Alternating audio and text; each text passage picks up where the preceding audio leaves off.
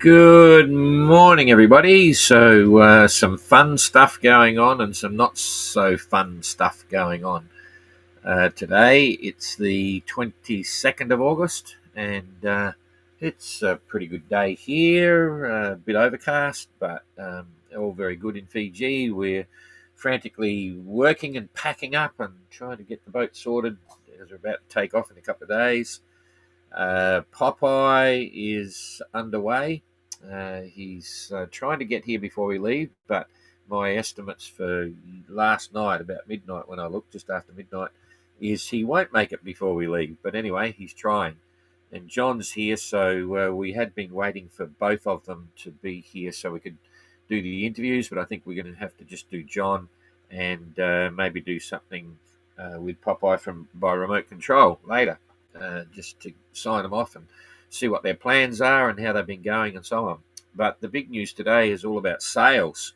It's ironic, I was just talking to a GGR person yesterday saying how the sales these days are really good and how Jean-Luc and two or three of the entrants in the first GGR sailed all the way around the world without changing any fore and aft sails. So they had one mainsail, one genoa, one staysail on furlers, and they never touched any of those sails all the way around the world for 28,000 miles or something. And all they did was change spinnakers. And, not many, I haven't heard of anyone blowing up any sails on the 580 yet. But now around the world, they're doing a big deal. They're getting affected by the sun, and so it happens. So, Jasmine has just blown out her, her number 5, and we'll talk about that when we get to the end of the tracker update. So, all is well, and Jane and I both having a bit of a giggle because we're coaching Renault. The only reason he's winning is because he follows all our advice, but that's another story. Anyway, there's some really good stuff going on the tracker, and Pilar is in the lead. That's right, Pilar's winning right now. There's a reason for that, and not only is she a fast sailor, that's one reason, but there's another reason as well. So we'll get onto that. I'm just waffling to let a few people get here because I know they like being on live, but it's 6 minutes, so let's go to the tracker and see how we go. So here it is, and you're on the tracker, and now I'm on the tracker, and there you have it. Pilar is actually in the lead right now. I'll just check we got the right times here. Yep, 1600. And look at Kerry. Whoa, there's going to be some developments there. Anyway, we'll go to the back end of the fleet first, and the back end of the fleet, even though they're not racing anymore, Gary's underway, and if we drop right over here, both Popeye and John are going to be on the tracker for the next until the end of October or something, so you can see what they're up to. John's here, his partner's gone back to Australia, he's in Vuda at the moment, so that's cool. And here's Popeye down here, heading off as he does and the way he sails towards Vuda Marina. So he was over here in Vivau, in Niafu. He's been heading down, didn't want to go through the islands. I always, done this leg heaps of times, every season, boom, boom. And it's always fun to come through the islands. You can't stop, that's the only thing. Every time you sail past, you think, oh, it'd be great to stop there and, blah, blah, blah, but you can't because you haven't entered cleared customs. So Popeye is heading down underneath the islands. Hang on a sec, I'm just going to put the wind on. And you can see here, got a beautiful southeaster, probably 15 knots. What's going on there? Too many pop-ups. He had about 300 miles to go yesterday, so I think he's going to arrive on Sunday, maybe Sunday night late, and we'll probably be gone. Anyway, he's obviously enjoying the ride. He's doing 4.1 knots. That's his usual cruising speed, and haven't got a daily run. But anyway, having fun. That's the main one. So that's that. Let's go back here or across. Nice breeze over there in Vanuatu. And it's picking up for the back end of the fleet. Eric gave us a report yesterday just saying by his forecast it's going to be blowing 30 plus knots today. And you can see a bit of orange happening here. So the wind is still pushing them well at the back end of the fleet. And there might be a bit of compression. So let's walk it through from the back. Eric's heading down south more so than everyone else. Gary cruising as well, but doing 3.5 knots. That's not that fast. He's probably under bare poles again. He loves that because he doesn't have to do anything. Just get below and sit there. But he's done 100 miles in the last 24 hours, so that's kind of cool. And there might be some current there. Let's have a look in a minute. Ayrton doing 5 knots and minus 111 miles. So he's obviously having some challenges with that tracker. I'll have to scoot that on. So his distance to the finish is irrelevant, but he's probably done 111 miles in the right direction. And as we mentioned yesterday, his tracker's now one that Gary lent him, and it hasn't what we could say synced into properly the system. So Christian 4.7 knots, 115 mile day, chasing Jasmine, who's slowing down a bit maybe. Eric doing 4 knots, 119 mile day. That's pretty good. And Jasmine is 4.8 knots, 112. As it turns out, she's blown out the sail. We'll talk about it, but she's got a spare. It was a number 5, and she had a spare number 5 that was on board when she bought the boat without the sponsor logos. So that was Etienne's original sponsor, A5, that was on number 2 when she bought the boat. So she's not in the pickle yet, but she's going to have to organise new sails. We'll talk about it in a minute. So Josh, 5.1 knots, 108 mile day. So Jasmine's caught up a bit, and this middle fleet's sort of still pretty well grouped together. So that's kind of cool. Jacob doing a direct line course. I'm going to be pushing through the big no wind zone in the lee of Darwin there later on. Everyone else seems to be going up a bit, but you never know what's going to happen until you get there.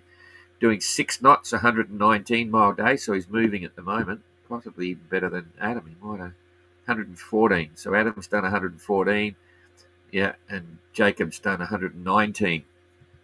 So took out a little bit. 5.7 knots for Adam. And there, here's where it gets interesting. And surprise, surprise. Oh, we haven't got the snail trails on. Here we go. Surprise, surprise. Right about here, we started doing the tracker update and talking. So, Renault hasn't realised maybe about the current. Maybe he did. Maybe he changed his mind, but he certainly took off a little bit north. But you can't be trying to get up there, which is probably the best part because we said the gradient's going to head out in this direction. The wind, there's going to be a bit more wind going further west, a little bit further west if you're up higher. And Kerry's streaming ahead up there. So where will they converge? But that's kind of interesting. We'll see what happens here. So Dan is Pilar, sorry. Pilar is number 1 because of where the rum line's going. Now remember, we have to draw the rum line as if you're going to Darwin. So when it gets to here, it dips south big time. So even up there, Pilar slows down. She's been making good time, but these guys, they're meant to turn the corner and be going to Darwin. So the way it calculates what goes on is in relation to the rum line. So at the moment, Kerry and Renault are actually not, they're sailing away from the rum line because it's meant to be going down here. This is a simplistic reason. But as soon as they get over to here, a little bit further across, they'll be taking a measurement relative to the normal rum line. At least it's heading in the right direction. So it'll get a little bit more realistic. So this is a little bit distorted because of that dip in the rum line, because the VMG is calculated on the speed of the boat relative to this red line. Okay. And that's why Pilar now is going to be closer to the finish because the distance to the finish is taken on this rum line. So what I'm really saying is Pilar is in the lead. Whoa, she's number 1, but she's not really in the lead, number 1. And if I had to say anything right now, I'd say Kerry's in the lead. So he's picked up the current, picked up the breeze, managed to get it happening. And, in real terms on the course, Kerry looks as if he's in the lead now. So what's going to happen, we'll have to wait and see. So Dan, 5.4, distance 44 miles to the finish in the last 24 hours. Now, that's not real. It's exactly what I was explaining. He will have been averaging 5.5 knots all the way. So he's made about 120 miles, 115 miles, something like that. But the way this works is off that rum line, so it's distorted. And Pilar, 99 miles. This is just coming into that realm of dipping down, so she's probably actually travelled better than that, unless there's a current. Renault, he's currently doing 5.8, and he did 24 miles So you can see how dramatic it is. And Kerry is 6.6, and he's only done 28 miles, right? So to give you the concept of why I think Kerry might be in the front, we can do it and leading the fleet. I can do it a different way. If we assume that all the boats are going to have to get to, say, that point there, you should be able to see my thing over from that point there. So who's the closest to that point? And I can do that very simply by just dropping one on Renault now. And I'll build this up because you can see there I can move this tail end point around a bit to get it right on the front of the boat. So if I put it on to Renault, he's actually 758.8 miles. So let's say 759 miles from the other end of the distance measuring tool. So what did I say? 759, right? And Kerry is only 745. So Kerry is, I'd say that's fair and reasonable to suggest that Kerry's leading now by about 5, 6, 7, 8, by 12 miles, 12, 13 miles. Whoa, whoop, whoop, we've got a new leader. But let's just leave the glory to Pilar and say, Pilar's leading. Go for it, lady. Fantastic. And she is sailing really well, because even on the course situation, if you look at this now, she's gained heaps on Dan, for instance, right? So Dan, from that point, 798. 798, Pilar, 820. So 98, she's 22, so 23 miles behind Dan. But look where she was when she started this leg. So Pilar's been doing all right, and they're all pretty much in the game for the weather and the current weather, particularly, but we'll look at the currents in a minute. So that's all kind of fun. And let's hang on a sec. I'll get rid of the distance tool. Hit the weather there. We'll go for the wind first and see what's happening, because even here you'll see Kerry's maybe now you can say he's a little bit too high north, because it's a bit softer up there than it is down here. But anyway, Renault's doing 5.8 and Kerry's still doing 6.6. So it could be currents there, but we'll look at that in a minute. So for now, I'm just going to push the weather through, and we'll see what's going to happen to this traditionally historic wind shadow. All right, that's very common. 3/4 of the time, there's a lack of wind here, and you've got to push through the other side. And it's also interesting. They're all talking about the comfort of the sea. It's quite shallow, 50 meters deep. Some of the stuff around here, and you think it's an ocean. It's 1,000 meters deep. It's not. It's pretty much, this is a land base.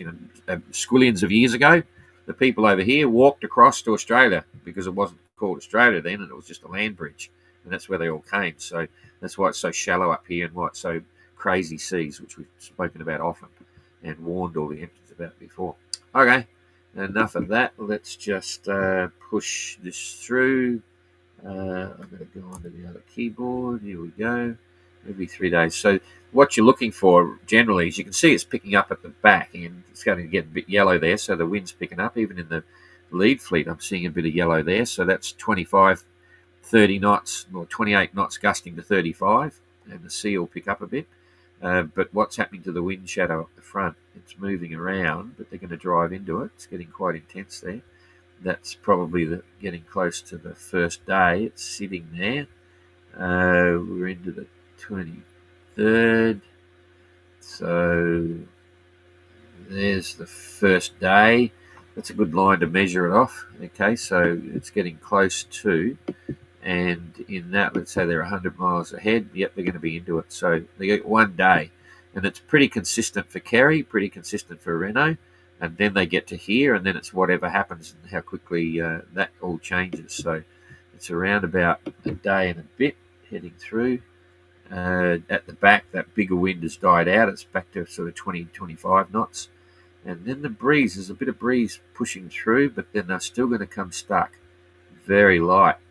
Yeah, there it is again. So it's going to be a real struggle. And is it an advantage to be north or south? Bearing in mind that you're starting to get into the security area up there. But it's going to be challenging, because when it's like this as well, guess what you can usually count on? Let's have a look at the clouds. There's going to be squalls in there as well. So that'll keep them on the ball. Well, it's not too bad. It's, you can always, when it's calm and different wind direction and stuff, it says first thing you look at is potential squalls. but usually you can see it in the cloud buildup. But it's reasonably open there, reasonably what I'd call mild. So they might not be super severe, but it's going to be squalls and stuff. See what the rain's doing. Nothing there. There's very little. So I'll go to clouds and I'll quickly just zip it back in like a day. No, it doesn't seem too bad. There's a bit of stuff up here, of course, but in here it looks like it's just going to be light winds and drifting and frustrations, and they'll say, "Oh, give me the wind," and stuff like that. So, sea state. Let's look at the waves. Still all pretty good, but they're short and steep. This just happens. You never get the big swells here. But what you can see when you look at this, I can see it anyway. I don't know whether you can, but you can see the currents are causing strange directions. Right? If you got onto windy side, if you're on the main windy side, you can hit a spot here and you'll get the sea state, where the waves are coming from and what cross waves you have and things like that. But here, that's very super confused. You can see it. Here it looks like it's organised, but it's not, because the currents come into play. But there's some funny stuff happening here.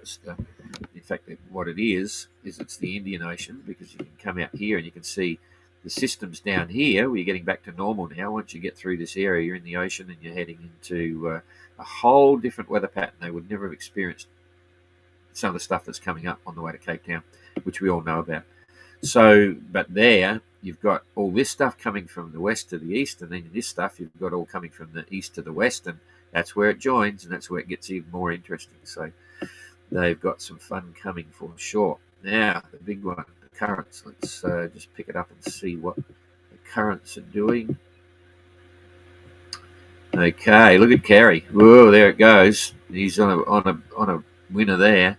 And nothing that Renault can do about that. That's going to kick him that's really firing, because just remembering, if we pull the scale up just to remind you, that looks like it's going to be about a knot or so. If we pull this down to the colour scale, you see that's bright purple. Kerry's squatted right in the middle of it, and that's going to be 1 to 1.6 knots. So if it's 1 knot, that's 24 miles in a day for free, right? So you've really got the same weather. And if we now go back to the top here and just scale it up for size, boom, boom. How long is he going to be in it? He's already been in it for a bit. He's just heading for the peak, if this is correct. And the graphic may not be correct, but he's going to get a lift there for, it's out here. That's 60 miles, so you could get, that's 12 hours. You could get 12 miles out of that. And when they're so close, 12 miles for free is pretty nice. Dan's not got the current back here. That's why Kerry's doing 6.6 and Renault's doing 5.8. So he's got a full knot there, and that could be enough to put him, he could end up being 20, 25 miles in front in the next 24 hours. So that's a plus for Kerry. What's happening to the rest of the fleet? All the guys at the back are getting a push. They're still riding off the back of that big one there. Pilar, not looking good. Head current, so didn't pay attention there, but nonetheless, she's still winning, and she's sailed really well because she's got up there despite the current. And is it playing out? 5.8 versus Renault 5.8, same thing. So this can always be wrong. The graphic and the current could always be not as good as it looks, or it could be better than it looks. You never know. Okay, so I think that's all we can show you there. So I'm coming back now. The leaderboard, not really relevant because you can see their relative positions here. So there's that distortion. Okay, so now if I come back there, so just before I do, we'll go for Pilar's picture. Not Pilar, Jasmine's picture. There it is. That's the 5. Her A5. She popped that, and everything else is okay. The manager, her mum, sent me an email, tell us what's going on, and making plans for getting new sails and so on. She'll have to face a penalty. They haven't decided exactly what they're doing, but obviously in the notice of race, if you get new sails, there is a penalty required for each one. And she carried the spare in her normal allowed count for the number of sails. You can have a maximum of 7 sails on board, I think it is. I think that's right, 7 sails.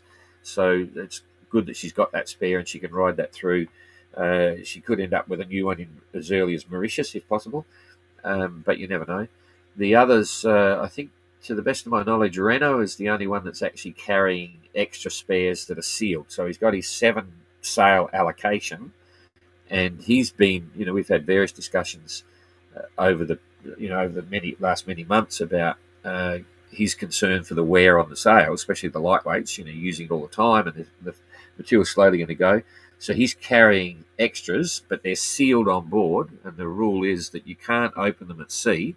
So if he needed one of those sails, he has to wait until he's in port, right, in either pit stop or the other, and then he can break the seal and take the sail out and take the penalty. So he's still got to do the penalty, but it just means he doesn't have to worry about buying it and having it shipped in beforehand. So I think he's got a couple of sails. He's got two or three, maybe, I forget, but they're sealed. And if he wanted them, he'd have to wait till he gets into Anchorage to take them out and face the penalty. But the general idea was that he'd like to be about 2 days ahead of the second place, and then if he's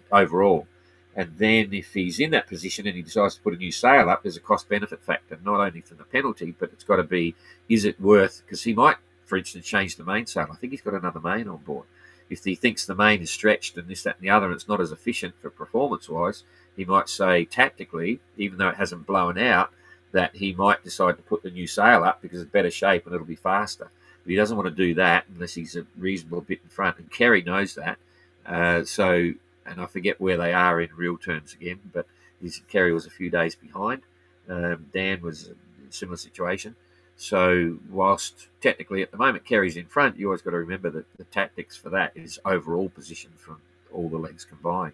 So there's a bit of shuffling going on. And the sails, they're an issue as well. We've got an agreement with Quantum Sails, and they've been really good. We're really happy with it. But it'll come up for review, and I haven't seen any complaints anywhere. Some people question on the sails, why don't we have a full batten in the bottom of the mainsail? Because when we were developing the sail, we had a lot of discussion with the sail designer as well. That's the designer in-house with Quantum, really nice guy.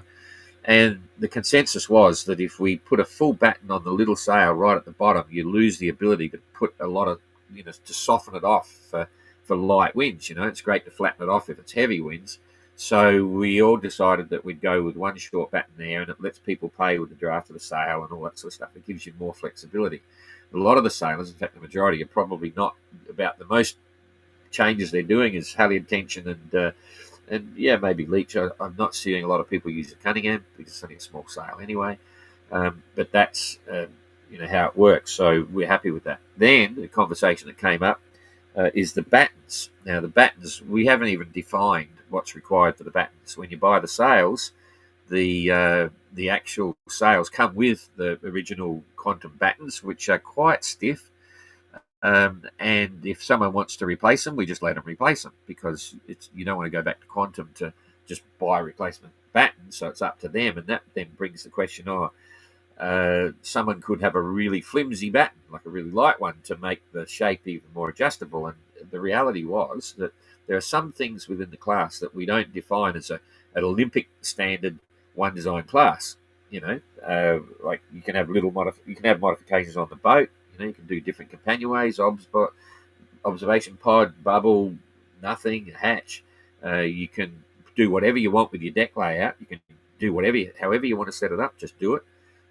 But other things are one defined. Now, in the sails, we say especially for the round the world, you can put any strengthening on it you want. So the sails that you get delivered from Quantum, if you want to put extra anti-chafe patches on it, you can.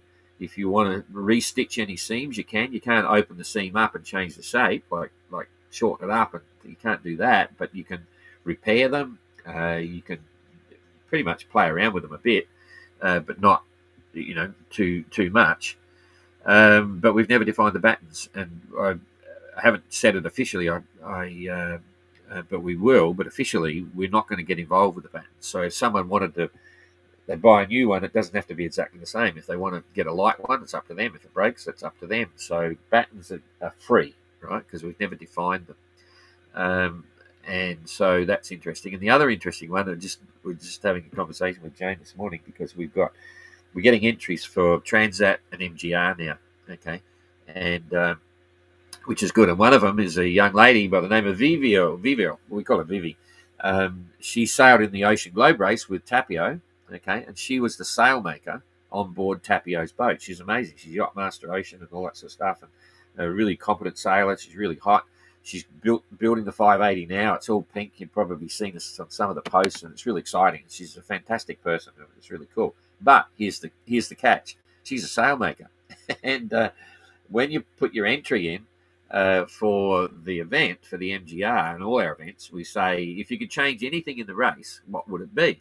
Right? And of course, she's a sailmaker. She came back and said I should be talking to her on this because it only happened this morning. Her entry came in and said, oh, great, we've got a few more. So they're filling up. The MGR and the Transat's filling up, which is kind of cool. So don't delay. Anyway, her comment was, oh, I wish I could build my own sails. And I thought, oh, jeepers, that's an interesting point. If you're a professional sailmaker, and as long as they're to the size and shape, it'd be fun. I mean, it's like, it'd be good to let them build their own sails, but you can't because you're running, everyone's got the same sail, so you can't do it. But then again, you can, okay? And we've already defined this in the notice of race. If you wanted to build your own sails, you can. It's just going to cost you 5% of performance. So if you had a 10-day passage in the race that you're in, which is the official race of the class, and you took 10 days, it's going to cost you one whole day, right? No, sorry, half a day. So if you finished after 10 days, 5% of your finish time is a penalty. So you've then got to you'll be declared as 10.5 days, okay, on the course. So, but I think Vivi knows that. I think she knows she can do that. But then I thought, anyway, we'll think about that because we could go to the other direction and say, because we do have the patent for the quantum sails. That was part of the agreement that we had, that in case something went wrong and we were forced to go to another sailmaker, and there's no, we're happy with the sails, but we could, if we wanted to, we may put it all up for tender again and just say, okay, who's doing what? But if the sailmaker was to use exactly the same cloth and exactly the same patterns, more or less, so we know they're pretty much the same, then we could. So it's interesting. Anyway, so Vivi, if you're watching this, you could make your own sails, but there'll be a 5% penalty. So there you go. Anyway, enough on that. But Jazz is going to make some decisions very shortly on what she'll do and where she goes from here. Okay, so let's see who wants to know what. Pilar in front for the first time. Whoop, whoop. Absolutely. But you saw the catch-22. It might not last for long. She might be back at number 3 or 4 after that. But she's certainly closing in on the leaders. There's no question there. So that's good. G'day, Boat Builder John. I think I've got to get back here. There's a couple of people that have contacted me, said they're prepared to build 580s for other sailors interested in sailing on a 580, but they don't have the time or the inclination, and they'd prefer to buy a boat. So some of the existing builders are saying, I can build another one, put it there, blah, blah, blah. And I haven't got back to those. And I do have one, possibly 2 people that actually want their boats to be built. Obviously, you can go to a full-blown builder, like Calibri. They've built a few boats, and they do a fantastic job. But obviously, they're running a business, and you're paying a lot of money. I think it cost the first one that was built turnkey was something like, this is everything, the whole hull, deck, all painted, anti-fouling, all the sails, I think the outboard, turnkey, sea trials, they did everything, and then handed the boat over to the owner. It was about 120,000 euro. But there was a beautiful boat, and they did a great job, and they always do. That's what they do. They build plywood boats, and they're the kit supplier. They've sold quite a few kits. Jeepers, our English kit supplier's on fire. He's popping out kits like you wouldn't believe, which is cool. And Australian kit suppliers has done a lot in the past. It's slowing down now. But anyway, I digress. I'll get to the questions and everyone can bugger off. Okay. G'day, boat builder John. Yes, I'll get back to those people who have come to us and said, I'd be happy to build a boat. So I'm still paying. You're going to get paid, but it's not for free, but interesting. Thanks for doing this every day. Oh, happy to, as long as I'm here, but we leave on Sunday, so there might be a few holes there while we're traveling and stuff. I need to have a good trip. Thanks, Jasmine. Or was that for someone else? I don't know. Jasmine's on 12 noon. It's updated to refresh. Right. Okay. All right. Sorry. It's updated. Okay. So that was wrong. Yeah. It should have been 1600 with 4-hour delay on the tracker, which is normal. The rumline has no waypoints. It's a proportion of a great circle between only 2 points. Here we go again. No, I don't agree. Rumline, if you look up the definition of a rumline, you have 2 points. It's just a line, between 2 points. Rumline has no waypoints. Yeah, I know. It's just from A to B. If you want to go to A to B, that's termed as a rumline. So, and it's a combination in the on the tracker because you're turning, okay? And so there's lots of little rumlines, or there's one overall slang term from here to there, from Fiji to Cape Town. That's sort of like, that's our rumline that we talk about. So I never get too complicated. Captain Joe, maybe we could please ask for cameras on the wake up, for cameras on wake and up rig mast up and aft to feel sailing and speed. Look, the entrants are providing videos as they can. I spent a whole day just recently talking, and it was very interesting talking to the guy, because the Round Australia race in 1988 was our biggest event back in '88 that we ever did. Maybe resurrected for the 40th anniversary, and I spent a whole day talking with a particular guy who was quite exciting because he could do it. And I'm thinking this could be the first time everyone's ever done it since us. So we're helping him. And he was telling me that in some of the races they did, it was compulsory for the entrants to supply 1 minute of video footage from on board every day, right? They had to do it, otherwise they were in trouble. And my attitude is we don't like making it compulsory to do that sort of stuff, because it's distracting, and it's, you might not feel like it, and then you get up with people like in the Vendée Globe, where one guy, a guy I know quite well, is a skipper that we sort of were involved with the BOC a long time ago. Anyway, this particular skipper, he'd sit there and eat a bowl of rice to meet the race rules, and send that, or he'd be sitting there like this, cleaning his teeth, right? That's what can happen. You get all this rubbish that's not relevant. So they know we're really keen to see everything, but I every now and then I say, hey, it'd be good to see you doing things, and all of a sudden we got those videos, but I don't want to put too much pressure on them. But yes, I'm starting to think I might just remind entrants that it'd be good to get lives from them while they're sailing, if they're in a good position and they can turn their Starlink on and just talk to us. That's always fun.